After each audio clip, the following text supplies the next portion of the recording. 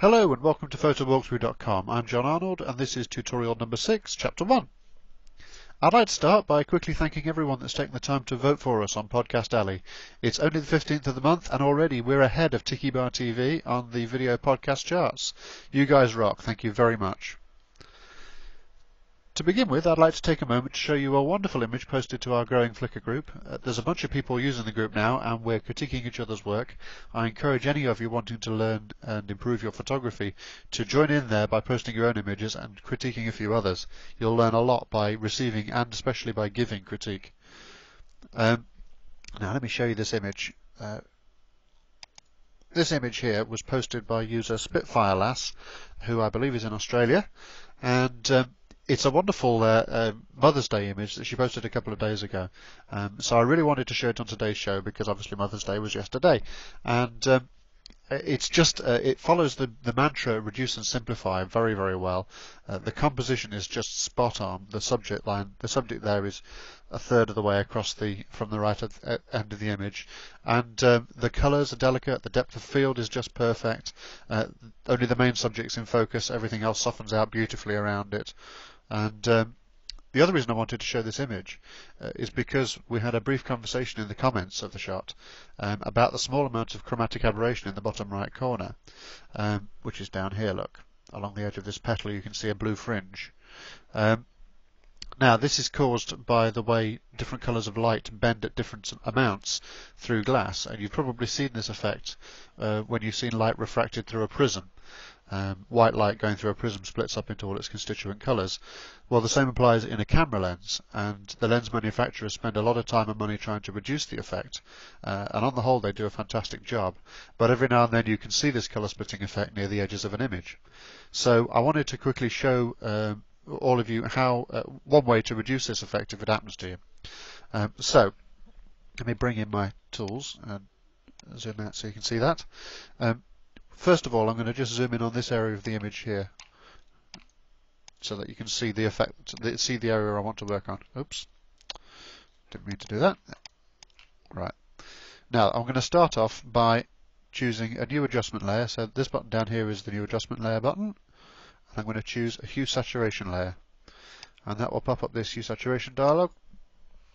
And the first thing I'm going to do, I only want to work, this hue saturation dialog lets us change the colours and the saturation and the lightness of parts of the image based on their colour. And the colours we want to work on, you can choose from this drop down here. Now I want blues, because this is a kind of a bluey colour. You'll discover actually that it ends up being a magenta-y colour, but I've chosen blues, and you can see it's chosen this colour stripe along the bottom here. The top stripe is our input colours and our bottom stripe is our output colours. So the top stripe is the colours in the original image that are going to be affected, and the bottom stripe is what they'll turn into. And it's centred on the blues because I've chosen blues in the drop down box here. If you put your cursor over the image, you can see it turns into a little colour picker. And if I click on the blue colour I want to edit, I'll just click right in the middle of the blue fringing. That colour selection moved. If I just click around, watch this colour selection as I click around.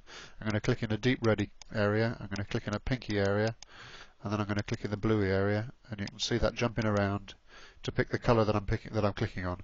And it's finally settled. I think this is about the right colour range here, and you can see it's actually changed to magentas at the top there, because although it looks blue to us, it's actually more of a magenta colour. It's all about context here. It's a very red image, so they're going to look blue. But so having picked the colour I want to edit, the next thing I want to do, I mentioned in my comment that you might want to desaturate this, and indeed that does help. If I desaturate that to about 30, you can see that if I just click on and off the preview, it does reduce the effect a little bit. The other thing you might want to do, and this works better in this case, is drag the hue slider. Now if you drag the hue slider to the right, you're going towards red, and if you drag it to the left, you're going towards blue. So if I drag that way to the left, you can see we're getting cyan, and then it will go green, and look what it's doing to the colours in the output colour band down here. You can see that's gone very green. If I drag it to the right, we go blues, and then more further to the right, we get the magentas, and the reds, and then the yellows, and so on. So what I'm going to suggest is that we drag that up to about there, And this is all just done by eye at the moment. I'm leaving the saturation down a little bit. Now we've still got a little bit of blue fringing along the edge of that. So what I can do, the reason you're seeing 4 little lines on this colour picker here, the darker section in the middle is all the colours that are totally selected and will be completely affected by this edit. And then out towards the edges with these slightly thicker selectors here, we've got a grey section of the bar. So as you go more towards the left here, the colours at this end are partially selected, 50% selected, 25% selected, and then not at all. So it sort of gradates out, and you can drag these things around. So if I click in this grey section here and I drag this to the right, I will be selecting more and more colours. So watch this blue fringe, because that's actually more towards the reds that I want to. We're not quite affecting all the colours that we need to affect. So if I click and drag that and drag it to the right, you can see I'm affecting more and more colours. And if I go too far, eventually I'll start hitting the colours in the main part of the image. So if I just carry on, eventually you can see, oh, there. I'm now affecting all the reds in the main image as well. So if I drag that back, watch this colour change. Watch the colours come in towards this edit, and it's about there-ish that I want to stop. And I'm just going to look at, we've got a slight blue on the inside of that as well. So if I just drag that left a little bit, that's pretty good. Just going to play a final little bit with the hue and saturation. There. And that, if I turn the preview on and off, you can see that reduces that effect quite nicely. And what it's done, by dragging by selecting the right colour range in the bottom here and dragging the hue to the right, all those colours that were blue I've dragged more towards the magenta-y reddy colours. So hopefully I'm sort of colour matching with the rest of the image. And I've also dragged the saturation down a little bit just to try and take the eye off the change a little bit. Theoretically, yeah, that just works a little better there. So if I press OK on that and we zoom back out, always need to see these changes in the context of the whole image. If you get stuck zoomed right in on an edit, you'll spend ages fiddling with it, and then eventually you'll come back and you'll find that actually it was a really tiny part of the image and you've spent an hour on a tiny part of the image that you would never have seen. But in this case, that's the final version of the image. Let me just turn that layer on and off. You can see the blue fringing there. If I turn it on, turn the adjustment on again, it vanishes. Off, on, off, on. Just worth going in and flicking those on and off all the time just to see if you like the change. And if you don't like the change, or if you've gone too far with it, remember you can back off the change using the opacity slider up here. So right, that's everything I wanted to cover on that image. On to the main tutorial. This week I've decided to go back to my roots a little bit. Way back at the beginning of the year, this whole project started when some friends of mine from the Tips of the Top Floor forum, which is the forum associated with Chris Marquardt's excellent photography podcast, definitely recommend you go and listen to that if you're not already subscribed. They asked me how I post-processed an Ansel Adams style image I did. Let me show you that. This image here, just pressing tab to get rid of my tools for a moment. This Ansel Adams image was done for another excellent photography website called DP Challenge, and this is my second edit of it. The first version wasn't, it ended up not being as good as this, and I ended up redoing it. But those friends asked me how I'd done the post-processing on it, and I decided that the easiest way to show them was to show them with a video, or a series of videos as it turned out. Those were the first time I'd ever done any kind of video or audio presentation, so they weren't that great, and they weren't recorded in QuickTime. They were done in Flash video. So they're still available as tutorial 1 on the photowalkthrough.com website. But since then, a number of people have asked me if I'd consider going back and redoing the Western at low tide image. That's this image you're seeing. I decided that I didn't want to cover the same image again, so instead I've decided to do the same sort of processing on another image I shot that day, and I'll show you that one. Western at low tide 2, which is this one. Now, obviously this is unedited at the moment, but the post-processing I did for this image followed very much the same sort of lines as the original Western at low tide image, and in addition on this one we have these lovely, it's a bit hard to see perhaps, We'll make more of these when we go through the editing, but if you look, there's these wonderful crepuscular rays, God rays, whatever you want to call them, coming out of the sky, shining just nicely over the boats there. The post-processing for this image is very similar. I figured I'd cover some old ground again for those people who wanted to see that tutorial one, but in the QuickTime format, or perhaps haven't been back and looked at the old stuff yet. And we're doing it with a different image that hopefully brings in a couple of new elements as well. So let's get started. The first thing that I want to do on this image, if I'm just going to zoom right in, and you can see in the sky here, it's not terrible, but there's a bit of noise in the sky. So step one is going to be to do a neat image on that. Now, neat image is a separate product from Photoshop. It's purchasable, I believe, from neatimage.com. I have one of the paid versions of it, and I think you have to pay for it to get a Photoshop plug-in version, which is what I'm going to show you. But I believe there is a free version of a neat image you can use that you can run your images through, at least as a trial version, if not using it for longer than that. But I don't think those work as a Photoshop plugin, so you may need to run up a separate neat image application and run your JPEG through that to begin with, which is why I'm doing this as the first step. I would normally do this as the first step of processing anyway, because I believe in getting the raw source pixels right before going in and doing a lot of lightning and contrast and all the other bits and bobs that I do later on. I want to make sure that the source pixels are as clean as I can make them, and as close to useful image data as I can make them. So this noise is going to be my first victim, and if I go to, in my case, the filter and then neat image and reduce noise, and this will pop up a neat image window. Now, in that Photoshop, I've only got the one image at the moment. I've only got the one layer at the moment, which is the source image. So that layer is the one that's being picked out here. If you've got more than one layer in your Photoshop, make sure that you're picking the image layer to work on, because it will apply neat image to whichever layer you've got selected if you're using the plugin. Obviously, if you're using the separate application, you'll come into neat image, you'll start off by picking off disk which file you want to work on, and then you'll get a page that looks a lot like this. So you can, if you've got the profiles for your camera, choose the noise profile for your camera from this drop down here. Now, as you can see, I actually shot this with a Canon 10D. I now use a 5D, but this image was shot with the old 10D, and I've only at the moment still got the 10D profiles set up. But if you don't have those profiles, you can download those profiles off the Neat Image website. If you don't have them, you can just hit the auto profile button here, which does actually do an excellent job. And what that does, I've just clicked it, it looks for a part of your image that's got a nice smooth gradient with all the colours represented within it. So it's chosen this mostly grey area, and it's just profiling the noise for that camera off that part of the image. So having done that, that's going to have done a pretty good job.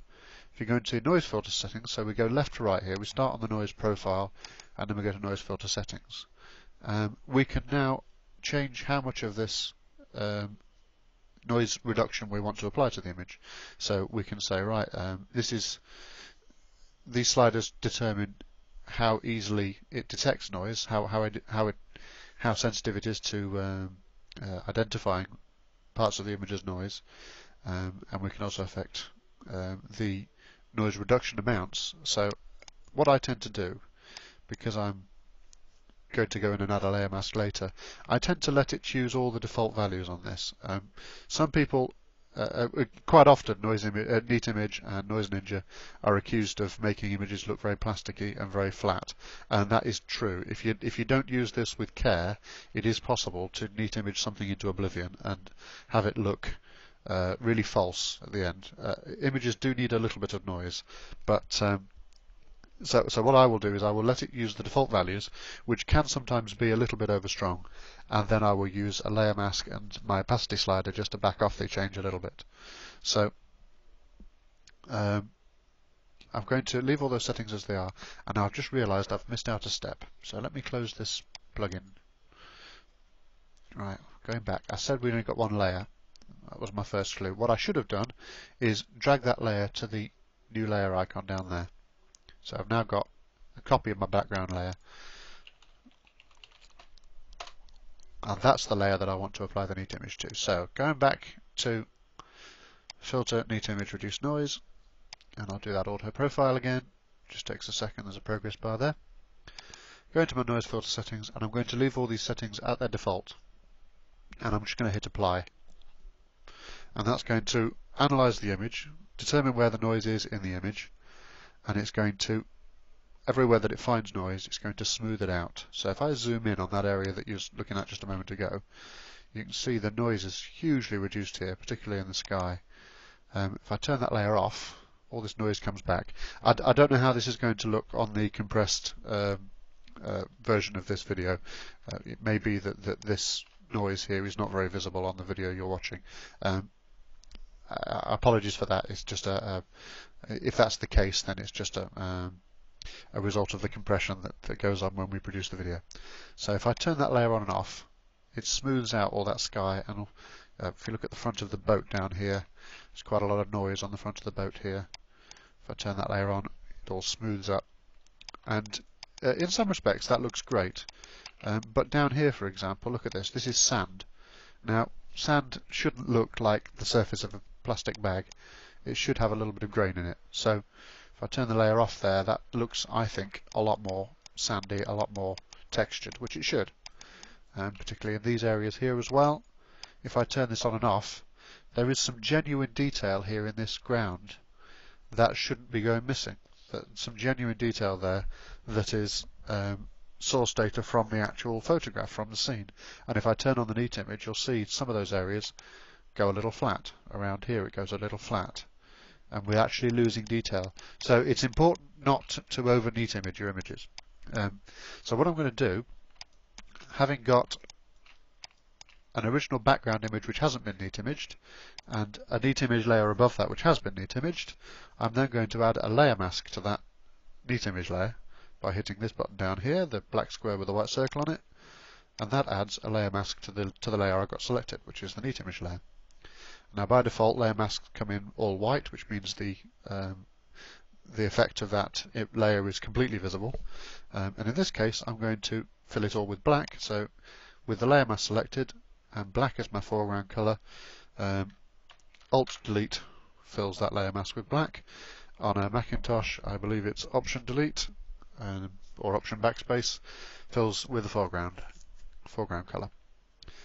So zooming in, we're back to having a nice noisy image, and I'm going to grab my tablet. I keep wittering on about this Wacom tablet. I'd love some feedback, by the way, from you guys about how many of you have got graphics tablets and how many of you are using mice. I'd love to hear from you, just to give me your opinion on that. So what I'm going to do, this noise reduction is quite often more useful in the sky than in the ground. The ground I want sandy texture. The sky is all clouds. There's a bird there, by the way. Look, I'm going to remove that in a minute. The skies tend to have a lot of blue in them, and blue tends to be the noisiest channel of the three. We've got the red, green and blue channels, and of the three channels, the sky is quite often the most noisy. So quite often you find yourself neat imaging or noise ninjaing and just wanting to remove the noise out of the sky. So in this case, I'm going to zoom out, and with a big fat brush, I'm going to hit B for my brush. I'm going to use the square bracket key, right square bracket key, to make a larger brush. I hit D, and remember X switches back and forth, and I'm going to just, on colours down here, and I'm going to just paint white on my layer mask to reveal that neat image layer across the whole of the sky. That's a pretty safe start, and you can see that change appear on the layer mask there. And the next thing I'm going to do, I'm going to find any other bits of the image where there's noise, but where I want there not to be. So avoiding the sand, because I want there to continue to be a bit of noise in the sand, I'm just looking at this bit of water here, and I'm just going to paint a little bit of noise ninjaing in on the water there, because the surface of water tends to be pretty flat, tends to be pretty smooth. And the other place that I know that I want to reduce the noise is on these little boats. Later on, I'm hoping to pick out some of the detail. There's not a lot of information in these boats. If you look, there's very few colours. It's all very flat and grey. This source image is not a great source image. This was shot well over a year ago, and the light wasn't brilliant. But I think there's enough here to make a good quality image. So all I'm doing, I'm just finding the boats and I'm just painting white on the layer mask over the parts of the boats where noise is visible, and that will help me later on to make the lines of the boats more delineated, because with there being so little source information, when I come to increase contrast and add a bit of light to those boats, the noise would come up and be really visible grain when I come to make the changes later on. So just reducing the noise on those boats.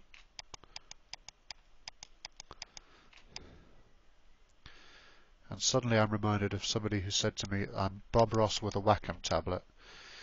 And Bob Ross is famous for saying, happy little trees. And I'm finding myself thinking, happy little boats. So, just taking the noise off the back of that boat.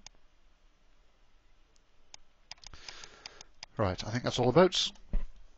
So zooming back out, this change not hugely visible now, but trust me, later on, when we come to increase all the contrast and add light and do the black and white conversion for this image, that noise would have become a problem had we not sorted it out now. So next step, I mentioned that there was a bird in the sky here. It could be a bird, it could be sensor dust. In this case, I'm pretty confident that's a bird, but I'm going to produce a new layer and I'm going to clone out the bird onto a new layer. So this is the new layer button down here. Looks like a little sticky note with the corner bent up. Click that, makes a new layer. And incidentally, remember you can drag these layers around and change the order if you want. I tend to start from the bottom and work upwards in the videos. That's because I'm pulling apart images that I've already post-processed. I don't always work this way when I'm working on an image for the first time.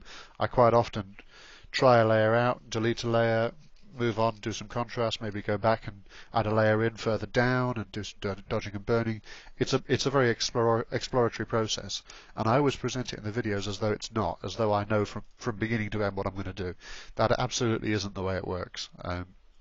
When you're working on your own images, you try things out, you figure out what's working for you and what isn't. You look at the image and try and make a plan, and you say, well, maybe in this case the ground needs a little bit of light, and maybe in this case there's a bit blown out in the sky here that I'll sort out.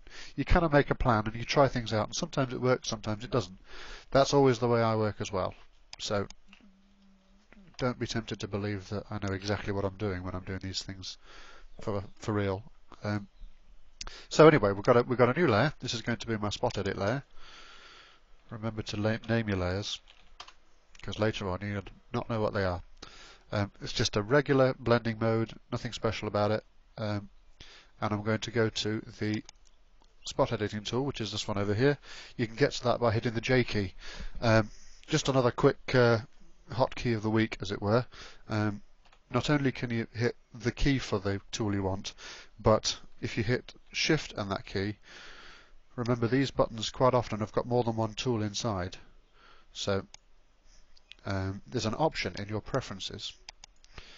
I think it's under the general preferences. Here it is. Use Shift key for tool switch. I recommend turning that on if you've not already got it on. I think it's on by default. But what that does is, so if you look under the brush tool, there's a brush tool, a pencil tool, and a color replacement tool. And you'll notice I always say hit B for your brush tool. Now, without that thing turned on, every time I hit B, it would cycle through all the tools in that button. So you never know whenever you hit B whether or not you're going to get the brush tool, the pencil tool, or the color replacement tool. So with that option turned on in your preferences, it forces it so that whenever you hit B, it selects whatever tool you last used from that button. And if you want to choose the others, you have to press Shift and that letter to switch between them. So when it comes to the J key, which is the healing tool, the healing brush, hit J to get the last one you used, and Shift J to cycle through them. So that would be the patch tool, that's the red eye reduction, that's the spot healing brush, and that's the old style healing brush where you had to set a source point. Now in this case probably the most appropriate, because this is a really small object that I want to edit out and it's in a very even coloured bit of sky. I would probably use the spot healing brush tool for this. This is what I've mentioned before, the make it go away brush. For this edit to work onto a new layer, a couple of things you need to know. Have sample all layers turned on, otherwise it will only sample from the layer you're on, which is an empty layer. You won't get any change. So sample all layers means that it'll sample all the layers that you've got visible, all the layers you've got a little eye symbol here for in Photoshop. And create texture will attempt to pick a nearby texture that seems to match what you're painting over. So if I just do that, and I'm just pressing very lightly on the tablet there, and that makes that go away pretty effectively. I'll just show you another quick way. I'm going to use the eraser tool. I'm going to make my brush a lot smaller. There we go. I'm going to use the eraser tool just to erase that edit, because remember these edits are on a separate layer, so I can quite safely use the eraser tool on this layer. There's nothing else on this layer apart from the spot edits, so it's very easy to back out the changes. Let me just show you the patch tool. Patch tool's great. Very underused. Patch tool lets you draw around the item that you want to remove, and then click inside. Oh, now here's a mistake. I'm doing this onto a new layer, and you can't do that with a patch tool. I'll need to go to my neat image layer. You draw around the item that you want to remove, and then you click on that and drag to another part of the image that's got the same kind of texture.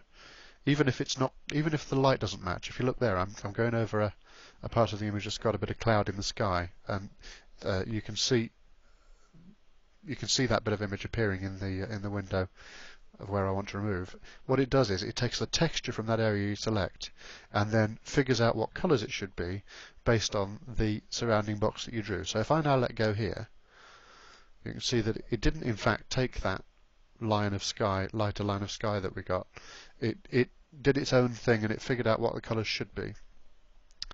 So I wouldn't normally pick that bit of sky. I'd pick a bit that matches a little better. There we go. And that's a pretty good way of doing spot edits as well. That's really great if you've got like a textured ground. Maybe you've got grass. Maybe you've got a bit of litter on the grass that you want to take off. Just draw around the little bit of litter, click inside the circle, and drag it to another part of the ground where the texture you want is there, and it will sort out the colours for you, and it will use the texture from the area that you pointed at. So anyway, I don't want to do that on this occasion. I'm going to go with the spot edit, the spot healing brush tool. So just going into my history palette, and I'm going to just go back a few steps up to there, and then back to my layers. And I'm going to, as I said before, I'm going to hit J and then Shift J to get back to the little band-aid with a little dotted line behind it. And I'm just going to paint over that. There we go. And that's that gone. Now it's a little bit of a short show, but I think that's probably enough for today. I'm going to leave it there and come back next week and show you a little bit of lightening and darkening. I'm going to show you a black and white conversion using the channel mixer, which is something we have done before, but there's a lot to learn there. Some hard light darkening and dodging and burning, and obviously our usual soft light dodging and burning. Bit of vignetting, bit of contrast work, bit more lightning to finish off. Thank you very much for listening, folks. I will catch you next week.